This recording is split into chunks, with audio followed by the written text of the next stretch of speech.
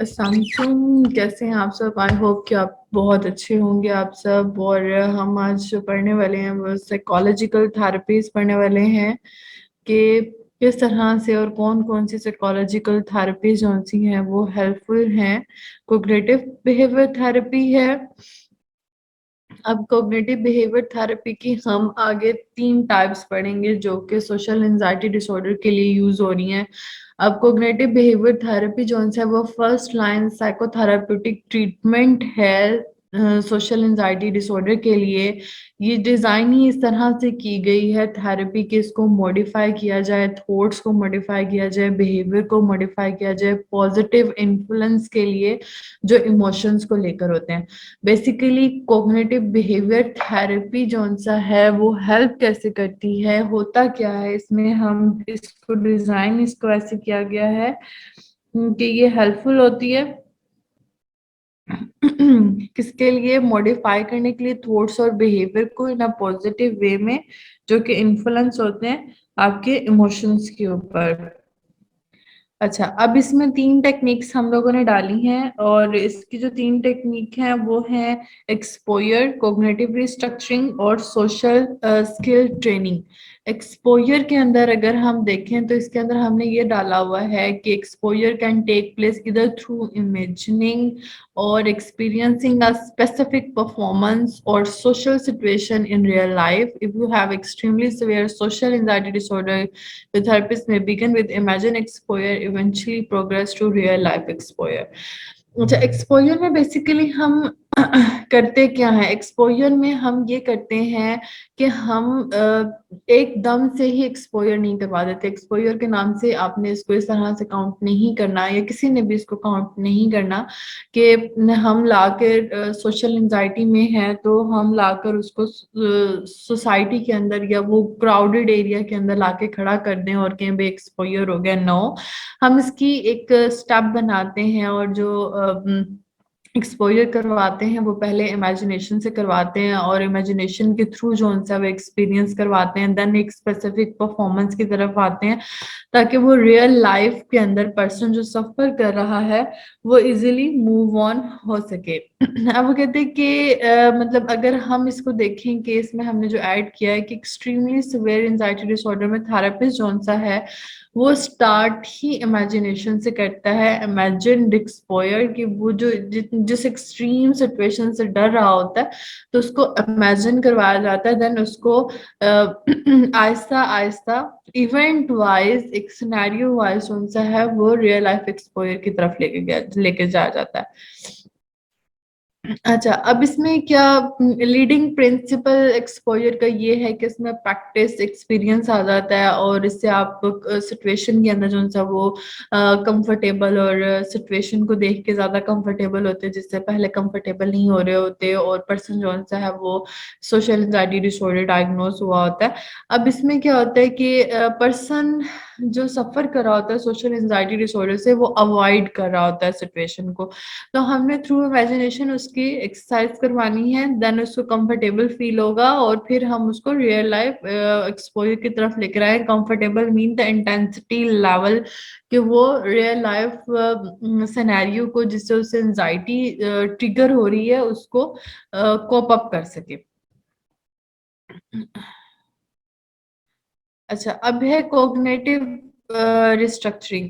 मैं आपको समराइज कर दूं साथ के साथ कि एक्सपोजर में क्या है। एक्सपोजर में हम पहले इमेजिनेशन के थ्रू लेकर आते हैं, इमेजिन करवाते हैं, मतलब स्मॉल स्टेप्स में लेकर आते हैं जो कि लेस हार्मफुल हो पर्सन के लिए। देन हम उसको इवेंट वाइज प्रोग्रेसिवली, अगर अच्छी उनकी प्रोग्रेस है, जो सफर कर रहे होते हैं जिसको प्रैक्टिस करवाई जा रही होती है एक्सपोजर की टेक्निक, देन उसको लेकर आया जाता है रियल लाइफ इवेंट की तरफ।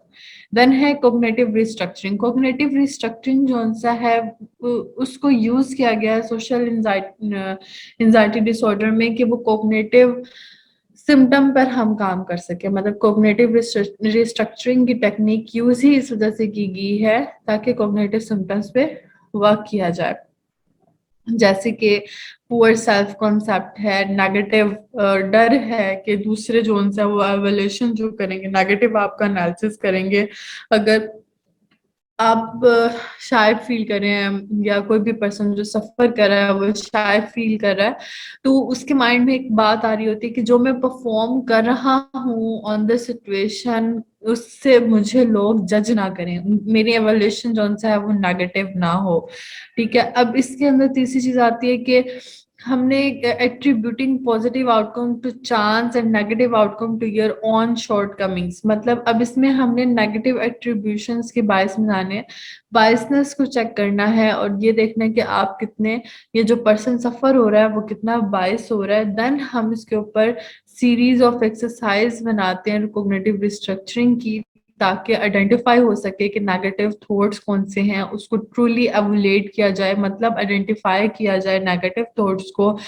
फिर उसके बाद स्टेप आता है कि construct alternative thoughts to challenge original thoughts. अब इसमें है कंस्ट्रक्ट नेगेटिव थॉट्स, मतलब कॉग्निटिव रिस्ट्रक्चरिंग में involve a series of exercise design to identify negative thoughts. हम कॉग्निटिव रिस्ट्रक्चरिंग के अंदर एक्सरसाइज की सीरीज को डिजाइन करते हैं ताकि आइडेंटिफाई किया जाए कि नेगेटिव थॉट्स कौन सी हैं, और उसके बाद उसको एवेल्यूएट किया जाए कि वो कितनी करेक्ट हैं। देन उसको कंस्ट्रक्ट किया जाता है अल्टरनेटिव फॉर्म में, चैलेंज किया जाता है ओरिजिनल थॉट्स में, लेकिन जो कि सिचुएशन के हिसाब से होनी चाहिए थी। देन है cognitive restructuring is a thought to be important for the treatment of social anxiety disorder because of the strong cognitive aspect of the disorder and how long standing। वो कहते हैं कि क्यों, मतलब हमने कॉग्निटिव रिस्ट्रक्चरिंग को social anxiety disorder के अंदर क्यों किया है, ताकि हम इसमें जो एक्सपेक्ट्स हैं, कॉग्निटिव एक्सपेक्ट्स हैं, उनको करेक्ट कर सकें और उनकी लॉन्ग लास्टिंग पीरियड ज्यादा हो। मतलब कि हम जो अल्टरनेटिव लेकर आ रहे हैं पॉजिटिव थॉट्स को, उसकी लॉन्ग लास्टिंग पीरियड ज्यादा। कॉग्निटिव रिस्ट्रक्चरिंग को अगर मैं समराइज करूं तो कॉग्निटिव रिस्ट्रक्चरिंग में होता क्या है, कॉग्निटिव रिस्ट्रक्चरिंग में हम कॉग्निटिव सिम्टम्स को ट्रीट करते हैं।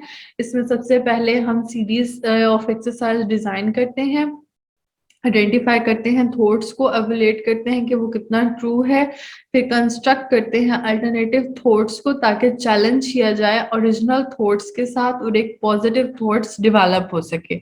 अब है social skill training. Social skill training में इन्वॉल्व किए जाते हैं varies of exercise such as modeling, rehearsal, role playing, designed to help people learn appropriate behavior and decrease anxiety in social situation।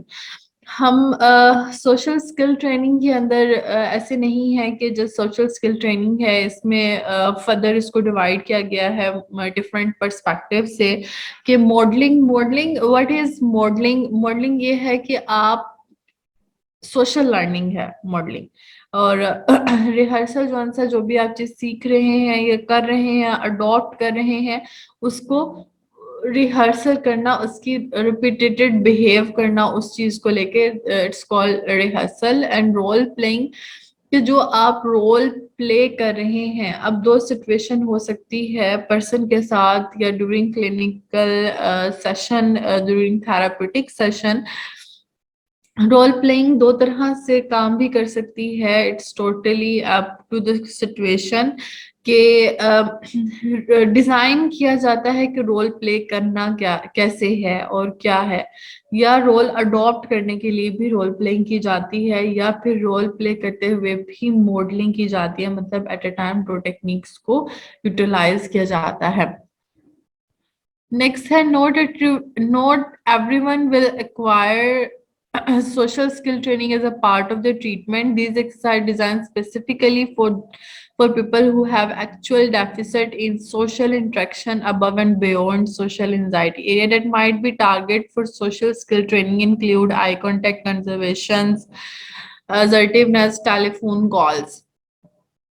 अब है कि सोशल स्किल ट्रेनिंग को add ही क्यों किया जाता है किसी भी सोशल एंजाइटी डिसऑर्डर जो डायग्नोज हुआ है उस पर्सन के लिए, उसमें इस वजह से ऐड किया जाता है कि ट्रीटमेंट वेरी कर रहा होता है, सिम्टम्स वेरी कर रहे होते हैं। सिम्टम्स के अंदर ये होता है, सिम्टम्स में ये होता है कि पीपल जो उनसे हैं अगर उनको बहुत ज़्यादा एक्चुअल डेफिशिएंट हो रही होती है देन हम एक्सरसाइजेस उसके अंदर इंक्लूड करते हैं, जैसे कि आई कांटेक्ट करना बहुत मुश्किल हो जाता है या कन्वर्सेशन करना मुश्किल हो जाता है या असर्टिवनेस है, ये टेलीफोन कॉल्स को लेकर है। तो सोशल स्किल ट्रेनिंग में क्या होता है, डिफरेंट एक्सरसाइजेस के अंदर डिवाइड किया जाता है, मॉडलिंग, रिहर्सल, रोल प्लेइंग, और ये डिजाइन किया जाता है कि लर्न करवाया जाए बिहेवियर को और एंजाइटी के सिचुएशन को डिक्रीज किया जाए।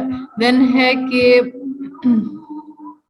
अगर मैं इसको रिपीट कर रही हूँ कि रिक्वायर्ड सोशल स्किल ट्रेनिंग तभी होती है जबकि सवेयर इशू हो, जैसे कि आई कांटेक्ट मेंटेन ना किया जा सकता हो, कन्वर्सेशन ना करनी आ रही हो, असर्टिवनेस की स्किल्स ना हो, टेलीफोन कॉल्स ना ली जा सके, देन हम सोशल स्किल ट्रेनिंग की टेक्निक्स ऐड करते हैं ड्यूरिंग सेशन। अब है एक्सेप्टेंस एंड कमिटमेंट थेरेपी।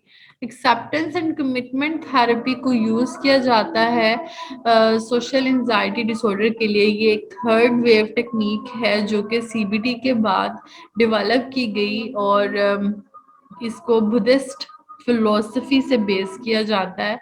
अब इसमें हम लर्न क्या करते हैं कि हम अपने नेगेटिव थॉट्स को एक्सेप्ट करते हैं rather than trying to eliminate them। मतलब हम इस थेरेपी के अंदर क्या करते हैं कि जो भी नेगेटिव थॉट्स आ रही हैं उसको एक्सेप्ट करते हैं, एलिमिनेट करने के बजाय, निकालने के बजाय, अलग करने के बजाय। And by detaching yourself from your social anxiety it is expected that your symptoms will naturally lessen।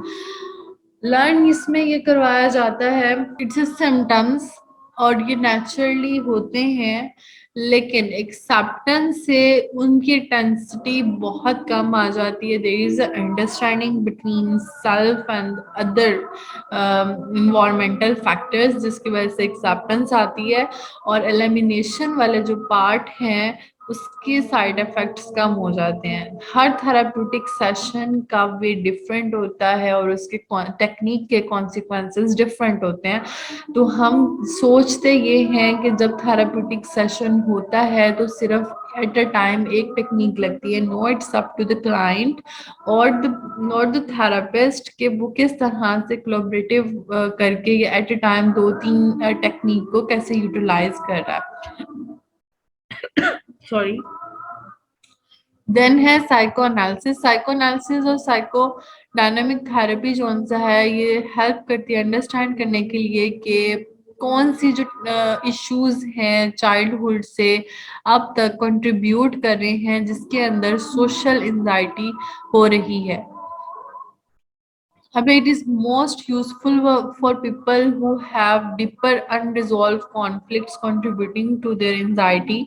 Psychoanalysis may also be useful in some intents to explore potential resistance to change।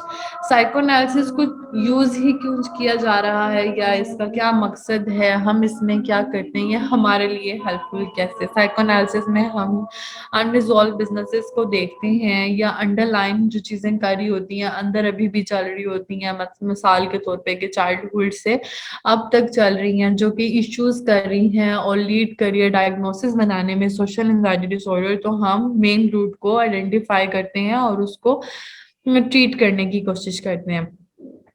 अब जब ये problems childhood से चलते हैं तो बहुत सारे unresolved conflicts जो उनसे हैं वो कंट्रीब्यूट कर रहे होते हैं एंजाइटी को मेंटेन करने में और डायग्नोसिस बनाने में। तो हम उसको आइडेंटिफाई करके विद साइकोएनालिसिस टेक्निक उसको हम पॉजिटिव और प्रोडक्टिव वे की तरफ लेके चलते हैं।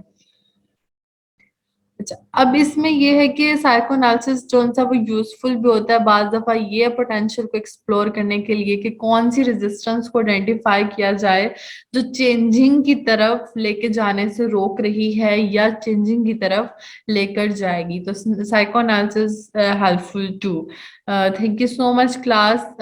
हम अगर कोई भी क्वेश्चन हो तो आप कमेंट्स में पूछ सकते हैं या आप हाउस ऑफ डीप साइकोलॉजी से कांटेक्ट कर सकते हैं। देन हम नेक्स्ट लेक्चर में स्पेसिफिक फोबियाज को देखेंगे।